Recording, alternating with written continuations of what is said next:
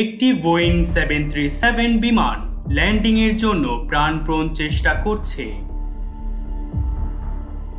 প্রচণ্ড ঘর্ষণ তুলল ল্যান্ডিংয়ের, তারপর কিছুটা সরেও গেল। বাইরে তখন তুমুল বৃষ্টি। অটো ব্রেক চালু করা হলো রিভার্স থ্রাস্ট। তবু বিমানটি থামছে না। কিছুক্ষণের মধ্যে রানওয়ে শেষ হয়ে গেল আর বিমানটি ক্যারিবিয়ান সাগরের দিকে যেতে লাগলো। না পারছে উঠতে, না পারছে থামতে।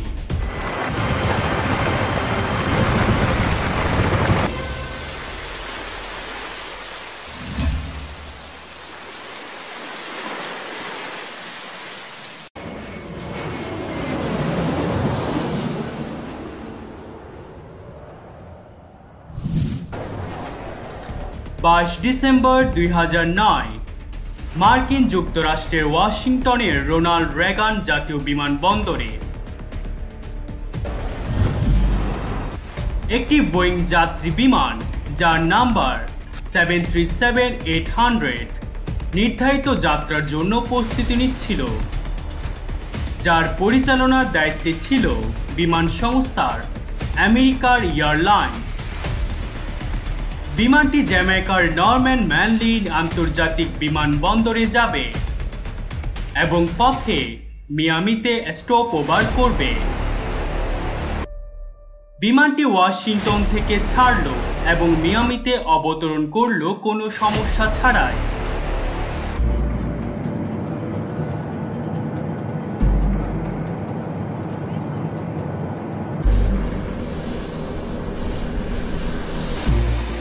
এখান থেকে ওঠা যাত্রী সহ উড়োজাহাজটিতে মোট 145 জন যাত্রী ছিল। ফ্লাইটের কমান্ডে ছিলেন অধিনায়ক ব্রায়ান কোর, যার বয়স 49 বছর এবং তিনি 1986 সালে আমেরিকার বিমান সংস্থায় যোগদান করেছিলেন। উনার 11,147 ঘন্টা বিমান উড়ানোর অভিজ্ঞতা ছিল, যার মধ্যে তিনি বোয়িং 737 উড়িয়েছেন 2,727 ঘন্টা।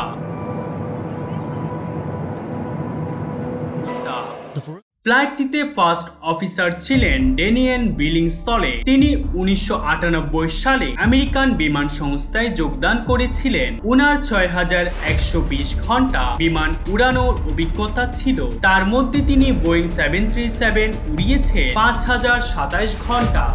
এই বোয়িং 737-823 বিমানটি 2001 সালে 30 নভেম্বরে তার প্রথম উড়ালটি দেয়। পরে 2001 সালে 20 ডিসেম্বর এটি আমেরিকার এয়ারলাইন্সে যুক্ত করা হয়। সেদিন পর্যন্ত বিমানটি 10,402টি বিভিন্ন পথে 24,610 ঘন্টা উড়িয়েছিল। বিমান ক্রুরা ডিসপাস চেক করলেন, ইন রুট অন্তর্ভুক্ত বিভিন্ন নথিপত্র দেখলেন, কিংস্টন আবহাওয়ার উপর রিপোর্ট দেখলেন। সংশ্লিষ্ট সকলকে জানিয়ে দিলেন যাত্রাপথটি ছিল কিউবার উপরে। তখন কিংস্টনে বৃষ্টি পড়ছিল। এর মধ্যে নোটেমস একটি নোটিশে জানিয়ে দিয়েছে যে রক্ষণাবেক্ষণের জন্য সেঞ্চুয়ারি আন্তর্জাতিক বিমানবন্দরটি বন্ধ থাকবে।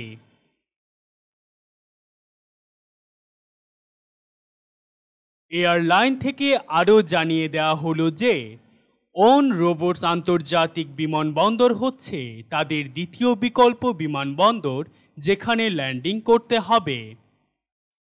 সুতরাং তাদের অতিরিক্ত তেল নিতে বলা হলো।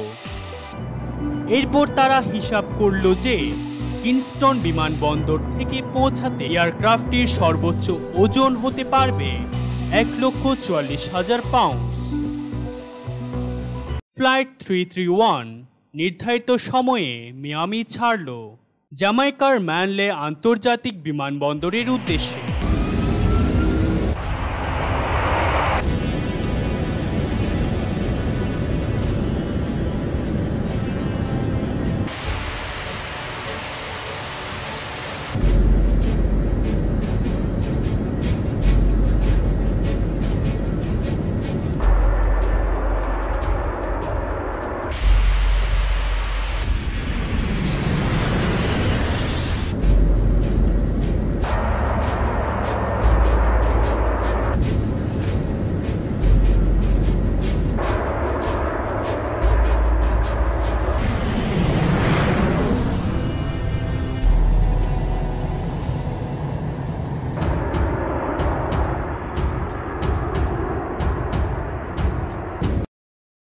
তারপর বিমানটি তার জন্য নির্দিষ্ট ফ্লাইট লেভেল FL-350 স্তরে উঠেছিল। তারপর এটি তার সর্বোচ্চ উচ্চতা ফ্লাইট লেভেল FL-370 এর উপরে উঠে সুন্দরভাবেই যাচ্ছিল। কিন্তু কিউবা পার হওয়ার সময় এর মধ্যে কিছুটা গন্ডগোল দেখা দিল। বিভিন্ন ঘটনার পরিপ্রেক্ষিতে ফ্লাইট ক্যাপ্টেন কেভিন ক্রুদের অর্ডার করল জানাতে যে সবাই যেন তাড়াতাড়ি অবতরণের জন্য প্রস্তুত থাকে। যখন তারা কিংস্টনের কাছাকাছি তখন তাদের বিপদ আরও বাড়ল যখন তারা টাওয়ার থেকে শুনতে পেল যে রানওয়েটি খুব ভিজা এবং পিচ্ছিল। কিন্তু তারা রানওয়ে ব্রেক করলে ভালো বা মন্দ এর সম্পর্কে কোনো পরামর্শই বলতে পারছিল না। ফার্স্ট অফিসার এর আগে অনেকবার কিংস্টনে এসেছিলেন, এমনকি গত সপ্তাহেও তিনি এখানে বিমান ল্যান্ডিং করেছিল। আর এখনকার মতো শেষ সময়টা ছিল রাত এবং বৃষ্টি। এসব তিনি গত কয়েক বছর ধরে করছেন। তাই তারা সিদ্ধান্ত নিলেন যে তারা সোজা এগিয়ে যাবে আর রানওয়ে 12-এ ল্যান্ডিং করবে। ল্যান্ডিং করার জন্য তাদের হাতে দুটি পথ খোলা ছিল, সোজা এগিয়ে যাওয়া অথবা একটু ঘুরে গিয়ে রানওয়ে 30-তে ল্যান্ড করা। তারা সিদ্ধান্ত নিলেন যে সোজা এগিয়ে যাবে আর রানওয়ে 12-এ ল্যান্ডিং করবে, চক্রাকার পথে নির্মম সিলি 30-তে না গিয়ে। ক্যাপ্টেন বর্তমান সর্বশেষ অবস্থা জানার জন্য কন্ট্রোল রুমে যোগাযোগ করলেন এবং এর আগে ল্যান্ড করা বিমানদের অবস্থা জানতে চাইলেন। কন্ট্রোল রুম থেকে জানানো হলো এর আগ পর্যন্ত কিংস্টন এর অবস্থা ভালো ছিল এবং কেউ কোনো অস্বাভাবিক কথা বলেনি। ইনরুট কন্ট্রোলার ফ্লাইটটিকে 15,000 ফিটে রাখতে বললেন। তা শুনে ফ্লাইট বিমানের আল্টিমিটারকে 1014 মিলিবার্জে সেট করলেন। তারপর বিমানের ক্রুরা অ্যাপ্রোচ কন্ট্রোলারের সাথে যোগাযোগ করলেন এবং সর্বশেষ অবস্থা জানতে চাইলেন। এর আগে ল্যান্ড করা বিমানদের কোনো ঝামেলা হয়েছে কিনা তাও তারা জানতে চাইলেন। উত্তর আসলো তেমন কোনো কিছু কেউ রিপোর্ট করেনি। তারপর পাইলট লোয়া অ্যাটিটিউডে যাওয়ার জন্য স্পিড ব্রেক চাপলেন। এখানে বলে রাখা ভালো যে বিমান ল্যান্ডিং করার জন্য গতির সাথে সাথে ওজনটাও একটা ফ্যাক্ট। বিমানটি যখন 19,000 ফিট উপর দিয়ে উঠছিল, অ্যাপ্রোচ কন্ট্রোল থেকে জানানো হলো তাদের সামনে আসছে ILS-12 রানওয়ে এবং আল্টিমিটারকে 1014 মিলিবার্সে সেট করতে, সেই সাথে 15,000 ফিট উচ্চতা ধরে রাখতে।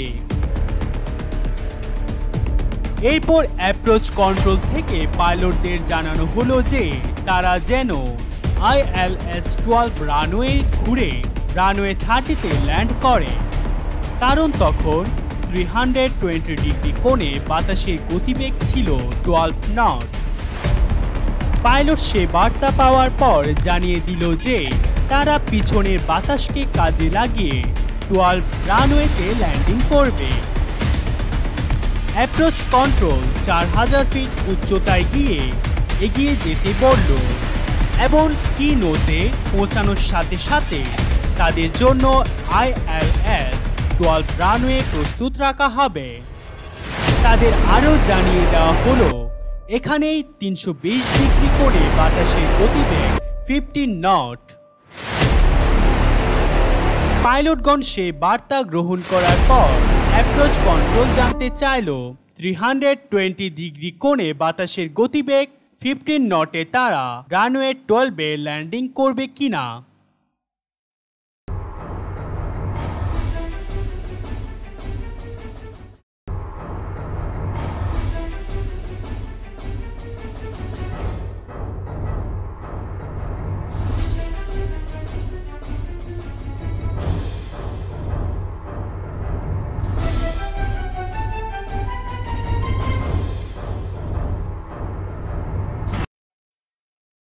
পাইলটগণ বাতাসের গতি জানার পর স্থির ছিল এবং তারা বলল যে তারা রানওয়ে 12-এর ল্যান্ডিং করবে।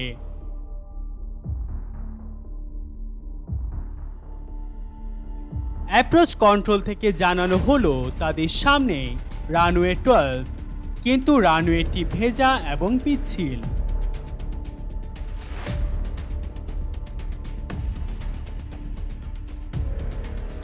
এখানে একটা কথা উল্লেখযোগ্য, দুই পাইলট নিজেদের মধ্যে বাতাসের গতিবেগ বৃদ্ধি, প্রচুর বৃষ্টি, রানওয়ের অবস্থা কেমন বা ল্যান্ডিং দূরত্ব হিসাবে নিকাশ নিয়ে কোনো কথা বলেনি।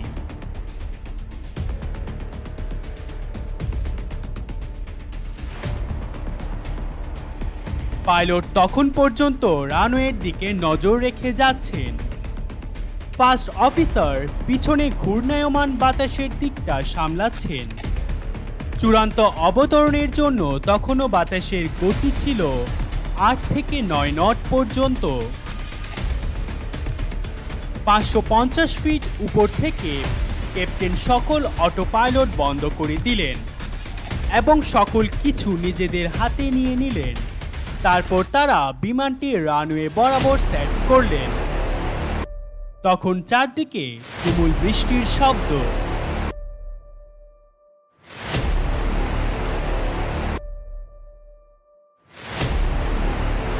ILS-12 রানওয়েতে অবস্থান ছিল।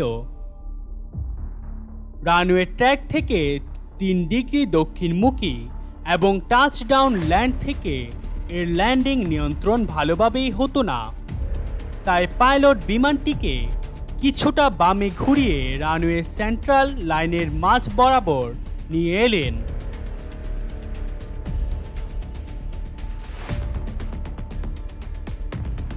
বিমানটি কিছু ডানে গিয়ে বাম দিকে ল্যান্ডিং করে এগিয়ে যেতে লাগলো এবং রানওয়ে থ্রেশহোল্ডকে 70 ফিট উপর দিয়ে অতিক্রম করলো।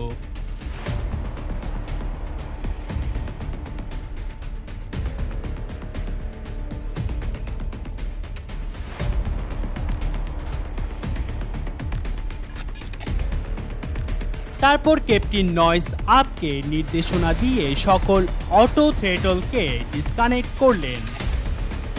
রানওয়ের 35 ফুট উঁচুতে তিনি অটো থ্রটলকে আইডলে নিয়ে আসলেন।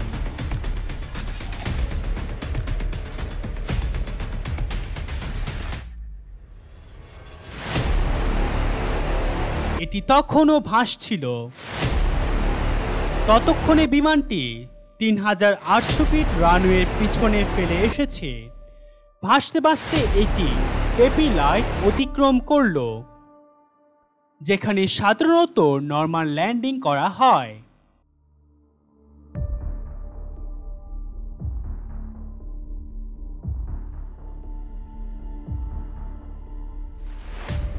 এভাবে এটি 10 সেকেন্ড ছিল।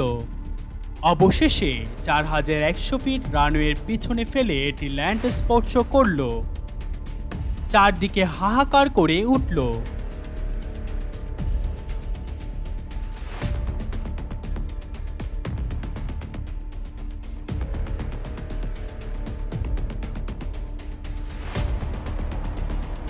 তারপর এটি কিছুটা উপরে উঠে 200 ফিট দূরে আবার রানওয়েতে ল্যান্ডিং করল। ফার্স্ট অফিসার গতি কমানোর প্রাণপণ চেষ্টা করছিল এবং তিনি রিভার্স থ্রাস্ট ও প্রয়োগ করলেন, কিন্তু বিমানের গতি কমছেই না। ক্যাপ্টেন অটো ব্রেক সিস্টেমকে ওভারলোড করে সর্বোচ্চ শক্তি দিয়ে ম্যানুয়াল ব্রেক প্যাডেলে চেপে ধরে সর্বোচ্চ রিভার্স থ্রাস্ট দিচ্ছিলেন।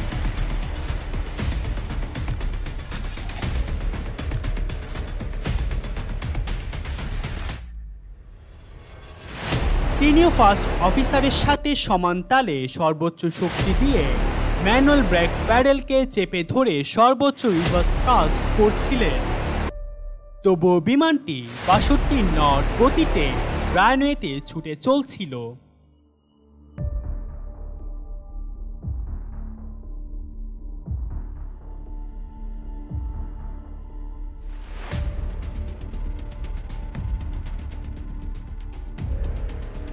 শেষে বিমানটি বালি আর পাথরের শরলাইনের উপর মুখ থুবড়ে থেমে গেল। ককপিট অন্ধকার ছিল, কিন্তু ক্রুরা তড়িৎ গতিতে জরুরি মুহূর্তের সেবা দিয়ে যাচ্ছিল।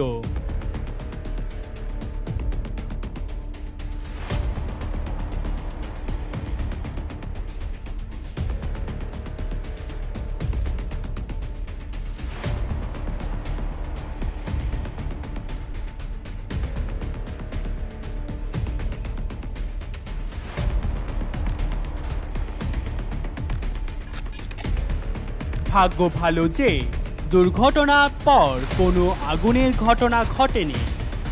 বিমানটি পুরোপুরি বিধ্বস্ত হয়ে গিয়েছিল এবং ফিউজলেগ ভেঙে 3 টুকরা হয়ে গিয়েছিল। ল্যান্ডিং গিয়ার ধ্বংস হয়েছিল, ডান ইঞ্জিন ও ল্যান্ডিং গিয়ার নষ্ট হয়ে গেছে। উইকটিপ মারাত্মকভাবে ক্ষতিগ্রস্ত হয়েছে এবং তেলের ট্যাঙ্কি ফেটে চৌচির হয়ে গিয়েছে এবং তা বিচের বালিতে ছড়িয়ে পড়েছিল। 134 যাত্রী অল্প আঘাত পেয়েছে আর 14 জনের অবস্থা ছিল মারাত্মক। বিমানটি ব্যবহারের অযোগ্য হয়ে পড়েছিল।